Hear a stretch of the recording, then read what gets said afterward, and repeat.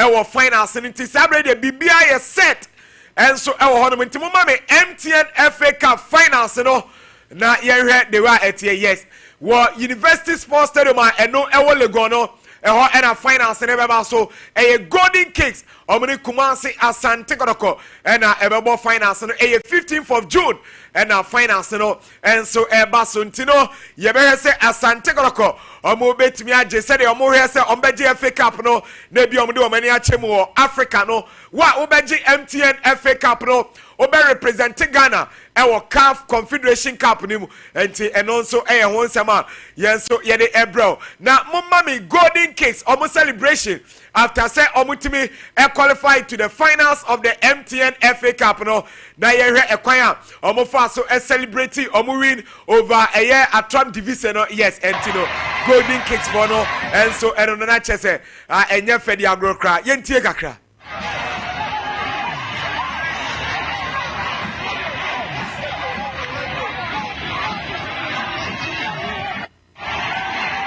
Enti eno eye Golden Kings omonso ebra omutimi che Atram divisa eche omo ekaba ko miensa emo omutim bako game ne ba na wie no na chese omo ne omo supporters ne boade mu otakwa TNA park omo gi omo ani sa no na yenwrewra mu o Asante Kotoko game ni kakrakra munin kama me Asante Kotoko chairman for no eye chairman Solo chairman Alexander eye Menu ene chairman for ni nyina ebra referee ebebo na abemu ama akansie no aba na wie no yentie enwuma na omoto endra ewo stadium ho.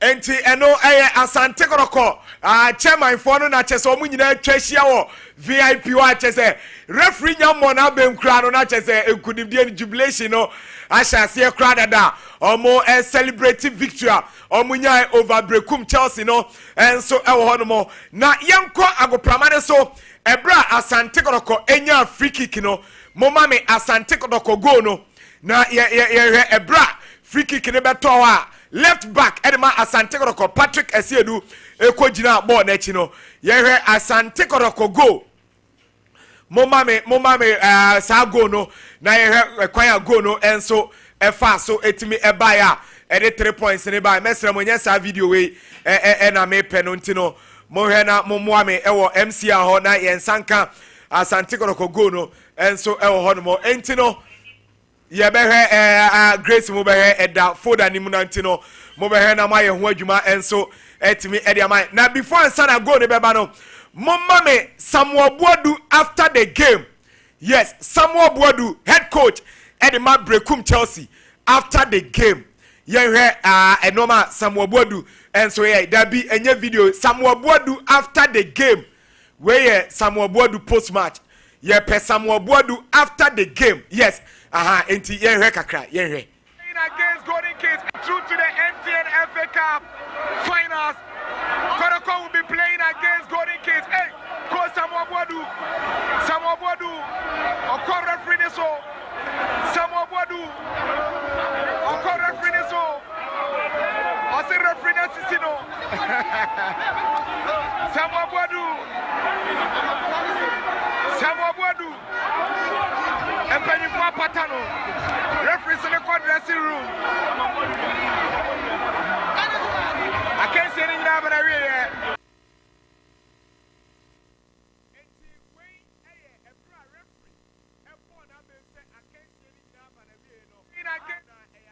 Coach Samuel Boadu or no any head coach and my Brekum Chelsea no dimrika e call referee so yes na che say ye pata no baby en pata or ne referee no na che say Drew baby na say ye yiri coach Samuel Boadu e ni free or referee na police for na e de omo kona Samuel Boadu nso no obi she yellow e jana ni ma che say wa yire ne den say coach o de enya hwe Samuel Boadu ni asoso ni mu enso e wo ho no na ye wie no ne ye call post match no and me busa coach say coach right after the game no o confront to referee no there na o catch referee no betimi ni a check akra yentie nsema Samuel Boadu ekan. Right after the referee blew his whistle for the end of the game, I saw you rushing to the referee. What was the problem? And what did you see? What did you see? I saw you confronting the referee. About what? I don't know what. So why should you ask? If you don't know, why do you ask? That is why I'm asking to find out. No, if you want to watch the playback, I think you see that what you're expecting from. So to you, the referee was never fair to the pictures in this afternoon. What kind of question is that? Na jese endra enye fedi agrodru ba bi no me busani say coach ade we dey na chese referee no wanya fair to team no or say what kind of question is that and so ye wie no wako confront to referee na ma ye pata utbra no na chese wonte ho ase ba bia yes integrate mo and a sad video na to so no we nyina achi no ye ko ne ekobusan say ede enti na okoye sa ade na or say question be na ye busa no enti no abedwafo ne 9:30 a Yeberum ni ahwe Samuel Boadu endra ne reaction na before answer na yebe start game ne kura no na Brekum Chelsea for ne say omo mprema game ne nkoso kakra delay best 5 minutes because center referee na say obedi game no James Taylor obeye warm up no opraye onya injury kakra ntedu ba bi no na yes omo sesa no ema fourth referee ni mom ebe center referee eno na Brekum fo ni hu sa de no omo say enya de say omo beti ase but empanyifo ne omo kasai ema entiase ye adwuma ye tena se fo na full time ne so 9:30 a ye de more enso ebetimi afiri sa game nim enso e de abro na coach Karim Zito and Ede Asante Kotoko are qualified to the finals of the MTN FA Cup. Now, since Obefa Asante Kotoko Jumano, 3 matches are wabo we winning 2 and I draw 1 year as a coach. And the journey to say Saudi Asante Kotoko echo MTN FA Cup finals. To find to the finals because he says we just came in seriously because with the FA you don't have too many options. The only option you have is to win. And our plan was to win before the 90. If it goes after the 90, I don't even want to go into penalties. So seriously, I was very cautious at back, and then trying to go occasionally, I go on them too. So that was my plan, and I succeeded in executing it. I'm okay. And no, coach Karim Zito, and this answer no. And so to John or see any journey a great plan no and then this one on the bad game and said to me kind or Boniface Nina and so at me abaso neno and abrantia endra o make sure say Asante Kotoko finance no Albert Amua endra abrantia no enya go de ma Asante Kotoko no we no and you say Albert takwago prama way first run e Ghana Premier League ahaya ena ubenya injury ukotena fie be say 2.5 months endra nyame nko anka wo say ko another injury ena u manage ya edibenya winning goal no takwago krama no de na abeka de afa ho medium the American say parking a very good is an you shouldn't be thinking of na I say very simple it Mukajo say I put in your okay in my community. I sure say in we can say have fun. The about this game now my imagine say like I will protect myself and also like the moment game na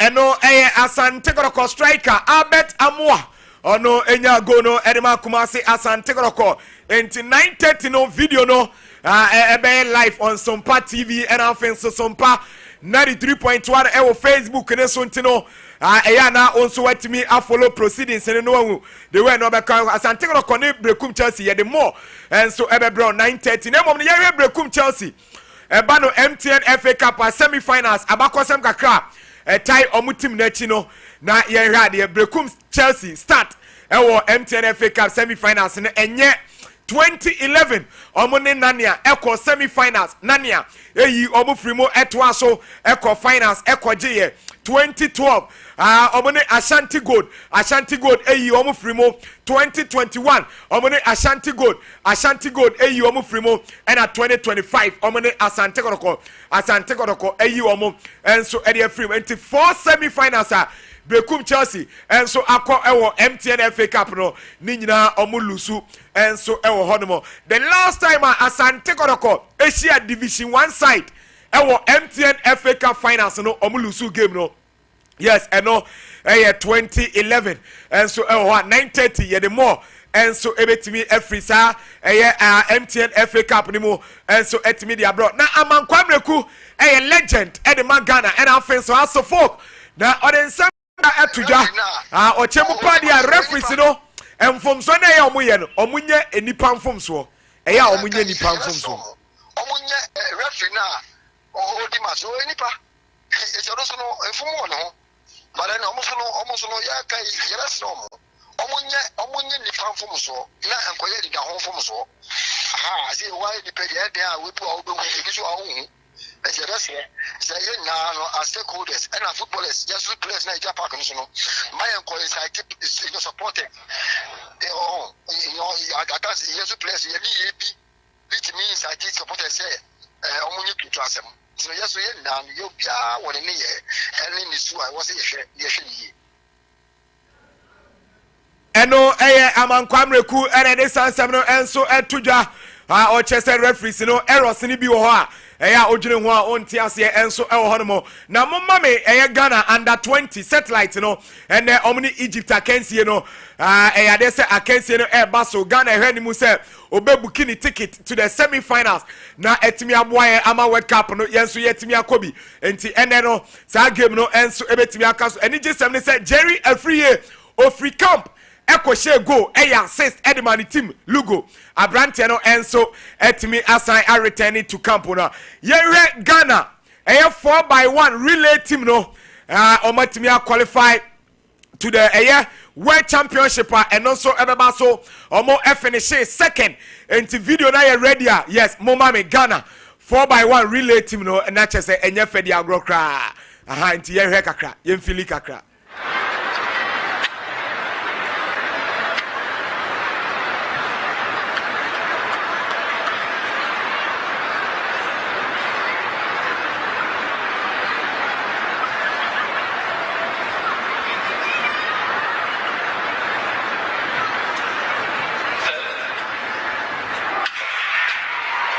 This is competitive. Some very strong teams, and only two of them can make Tokyo. Ghana have gone flying out on the opening leg with Barnabas Aga. Changes. Ghana, no, not the best change. They have still got the baton. The athlete is juggling the baton down the back straight there. He's still just about got hold of it. Trying to make up the ground now on France, who are going strongly. Not a smooth change from France. Not a smooth change on the outside. Either Switzerland have gone. France and Ghana outside them. Korea right on the outside as well. And the Netherlands have gone too, by the way, as France into the home straight with Aymeric Priam. The second place up for grabs. Ghana against Korea. Only one of them will qualify. Ghana storming through. And it's going to be tight on the line who got there. Yes, Enti, and no Ghana relay team no and Omatimi are making sure some more qualified to Tokyo. World Athletic Championship and also ebetimi abasono until 9:30 ye the more and so ebetimi bro Ajimai Bedu we am a coursemate our Offensive College of Education we monitor show no den my encha one up powers Madrid ansanye Madrid anye afidie one of those seasons Madrid would like to forget in a hurry. Say Wauba Prince Saturday no na me catch any say Madrid will not concede less than 3 goals. E will game. Me catch no higher. Me catch no because over previous matches on my boy na bibia nche say Madrid betimi ahye Barca. Okay. Enti Endra say annoyed in the Bruno Dosso. Endra so mofa mo hudi o. Arsenal Liverpool. Powers, young comrade. Okay, nti ye ko nkofo nkroso adi nkomo kakra enete ewo ho I'm already in Fisa by joining us Sompa 93.1 on Facebook and so. Na yendin komo me pato aye Grace mami aye Basa mano na mindi omo komo kakra wo ko aye Barcelona bobo kwenu mo na o show mo mba na the etie over the weekend win me so mo sanso hye 9-0 Basa gomo bu obia ewo Europe ponkrofo and so ewo Spain ho na 9-0 and e course some record here over the weekend at so ye don sama hoton and so dey me dey ba na so said the tennis so ko Spain wo hwe e more football share Barca this season 29 matches mami table no ameni wo mun komo kakra when me say 122 goals and on was in 29 matches incredible 81 points and the man who amase was Spain ho the tennis say wo na je ma football league no was Spain abibia so gu so ekoso ade ma Barcelona man no eno de free so to 2010 egu so yete eho nsama hoton ade me tie for na bibia so tuma ye kama eno na wugu so wo hwe Sompa 3.1 so afi yanko classical na mami munjik stadium no before the game no enra at a point in time not to na atwen ayom say Madrid eba beto mo ho esanso on the 5th minute Mbappe as a first goal at the Madrid boboko no. And what on the 14th minutes again Mbappe and making it two at the Real Madrid and San Eric Garcia about back on the 19th minutes. Don't forget Lamine Yamal and some Abetekano Americo 2-2 on the 32nd minutes and San Rafinha and so about 2 goals in Yatwaso at the Mapasa Babokono Mbappe or no and Abete Bakusanka ho and Wouldn't say Mbappe a hat-trick I was second some more Grace mami Barca and Madrid this season when we game some opening and no and that's some so masa Olaki Kagos in the bomb na me heard here it says 4-0 on 26th of October now you're 4-0 on the 12th of January now you're 5-2 me part 26th of April and also 3-2 and now so 4-3 and so to make also and 2 to Musa 4 plus 5 now I am 9 plus 3 now more 12 plus I am 4 no na kwakwe 16 goals adan this season kwano 16 to adan and aya dey free one so pa and then you go so I don't somehow turning na no at the MYT for live on Sompa aya 93.1 on Facebook and so na Emorian Fisher game no as be bia equal my Barca a chance short Barcelona ball 23 as against Real Madrid 10-9. Me patrol shot on target. Barca 10-9 as against 5. But ball possession we asa Bianca Barca ni smaller team kitwa bi nebo a sense of ball possession when him say Barca about 63% of the ball as against 37 na just moment to me no mammo and dey to chance no afimam ogran thing and so at the Travis Scott or no Barcelona a supporter all the way from America or Europe famous one and not the no chenye utumi say not just a feeling anwote ropan be bia on twin and also okwaha no okwaha sabi asa come at the granite and so at the Travis Scott so and ngira ye dia course so a classic no na you doing some no at the MYT for ago to make a super so afi momo granite 3 Henry and in Lamine Yamal na yenta sound ni kakra na yenin komo we aye after the game yentebi our dressing room way as soon as La Liga it sounds a game where upon the year no do one GD said Barca wama anso na La Liga no bibia so to makoso na mami Lamine Yamal just after the game and so our turn no more and our catch up Barca supporters no obia support to Barca so the time to celebrate in here our so much money kakra etina na cha so dia to akire it sounds a Thursday wamo sanso our La Liga game and so bon and aye dia to 2010 yegu so yate somehow ton nyade pa na bibia so tuma ye kama me pa to Grace mami aye classic ni highlight no mami wo TV no so ye gu so ide somehow ton de pa na bibia so tuma ye kama afi min conference abonten so mam Ousmane Dembele say French Ligue 1 abonabaso as the player of the season French League player of the season. Ayo Ograni Teddy Usman Tembele and Afi coach Ononsoni Apana Baso said Didier Deschamps as the coach of the season. Now when Mr. Usman Tembele this season 28 goals. Was 21 goals. 28 games was 21 goals. And provided 6 assists. And so compared to last season 26 games was 3 goals. And so what me say super a year rise. And on so to my record you done the season a lot of improvement. And so to my pass this season. And I had so to I feel Premier League Grace over the weekend matches so our Premier League no many kakra. With himself full and Bobo Kone face 1 Everton and so 3 Ograni Teddy Vitali I am Milankovic on a goal and watching Michael Keane and so goal womna a beto ne dianka sati no Beto Gomez on also a go back home Raul Alonso on ate back with my Fulham unim say Ipswich Town at the film Brentford ekotra maka back mantomante Ograni Teddy Kevin Shade or no and also the only goal game no more Southampton City game no pie no Wolverhampton Wanderers Chefie I'm a brand I am Brighton Hove Albion and so betram I come yenwa o man to bi Ograni Tin and so I did tan go back as say real fino so onukran oguso bobo and no se go I was second Bournemouth at the fear also Villa Bomber Kabakwa almost Tomante only Watkin Nasha go no not well so I Nottingham Forest and in Leicester City game the pie a croquet to Manchester United at the film West Ham United Kotamo a come no man to movie when Mr. Thomas Susek on the first goal when not Gerard Bowen on some I said goal number 2 no Adema West Ham United Wabokono and more Fisa and no Kudus or no and a year Germany in our first goal no Adema Thomas Susek when Mr. Tottenham Hotspurs and so to film a Crystal Palace a bomb a come no man to mante Yenua Nigerian and a Berechi Eze on a shot 2 goals no Liverpool Arsenal a pie 2-2 Arsenal from 2 goals down ebe puri parity I'm a game so ekwakuya nika when Mr. Cody Gakpo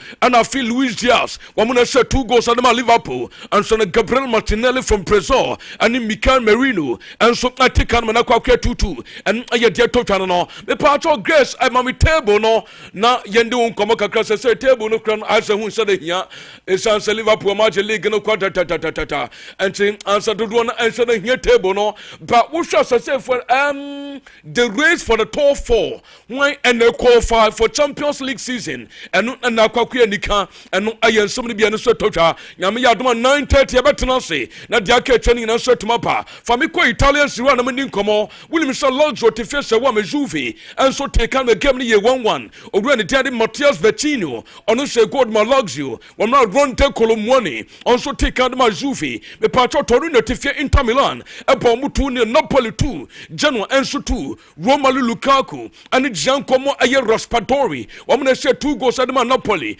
Alex Merritt SN was a goalkeeper and afi Johan aye Vasquez ono so say goal back with the car and aye defo so tocha and that the enso ni agusu the stories how doni na no at me tie from patro Grace Kepo na kwa eche kra na koma me aye Ograni Teddy Hurricane and no hawa Germany dia bia dia omfanya hwe Hurricane ye bia ene ye hwe gu no sisa no awe Germany e sanse gomo an age dia ye France Bundesliga enti dia gu no suni na aye bia ana chese ye hwe gu no sisa no nya sam kato kra en aye dia ko so Germany over the weekend no ana ye gu so aye won sama hoto enso etumi ema ye tie forward matia we so afi mama Ograni Teddy Thomas Muller nenso no ye nim komo kaka Thomas Muller ne when him start the footballing career at the end of the season at my pine Bobo Kunway and again the last game Wapo Alliance Arena now after the game on where you Thomas Mulankwa the trophy a cabinet in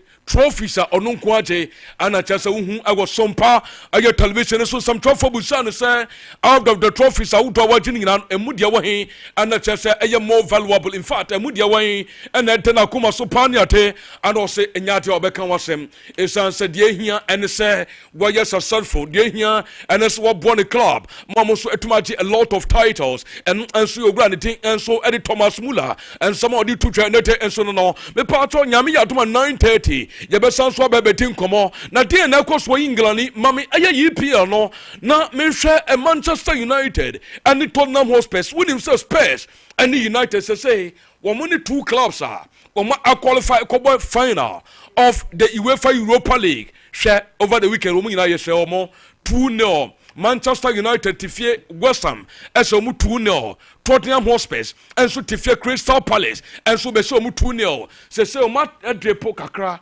F15 United F15 ababeto 16 our Premier League table no so Tottenham Hotspur enso free 16 aba 17 yade ha twen Grace Kobak na mami Ruben Amorim and some no the two dwan yentie na yen mpagye mu na yenko Ruben Amorim. And some of the two a manager of Manchester United in that position, embarrassed, and his heart was set. And I think everybody has to think seriously about a lot of things here. So everybody is thinking about the final. The final is not the issue in this moment in our club. We have bigger things to think, and we have to change a lot of things in the end of the season.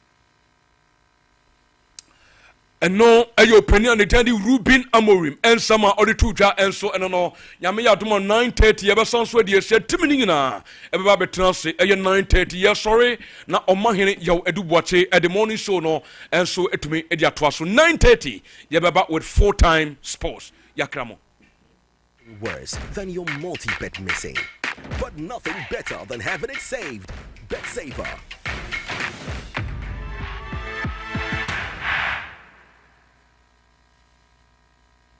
Here's Kwame and Yao. After hours of planning, both have locked in the same perfect multi-bet. Big win for United, over 1.5. And both teams to score in the London Derby. But who could have picked Leicester over City? Or a high-scoring game at the Bridge? There's nothing worse than having your perfect multi-bet missing. But there's nothing better than having it saved. Bet Saver. Win, even if your bet misses. 21st Clinic a sciatica expert. Sciatica no o nerves na wo to ase na fa wo siremu na fa wo nansia besi ase ho no. Se ho techema eno ene fa ne sciatica na etimi bubu o to ase ka wo se dwe wo sirem wo je ho ba bia enye. Na no na 21st Clinic ba ye adwuma pa wo mu ye ntia so bo o magye no wo Ghana ha ene amono ne enya asem ketewa. Womuji international awards ahodo womuji local awards ahodo na anu nso na womu be the only sciatica research and treatment center in Africa bibrim ha no ebi ni baabi a gise 21st Clinic nkoa womu de bibiduro ene besa oyare no masa de machine aka ho eya yare sabia yare bia wutimi de ko ne mama ade ba ko a wo magidi womu pa no eye sciatica ena stroke nso de kwa diabetes ne hypertension ne ade ne ade Ghana ha baabi a womu ho 0540 311 311 0540 311 311. There's a 21st Clinic. Woman is sciatica expert. Auntie, Mammy for 20 Ghana. Me perfufone and quine qua. Cecilia, send your Ghana Conedia, your bonus 010. Meme one nuni. Tell yourself, dear. You so be an in your pet. And nothing I made for me bundle. Your data ne call package.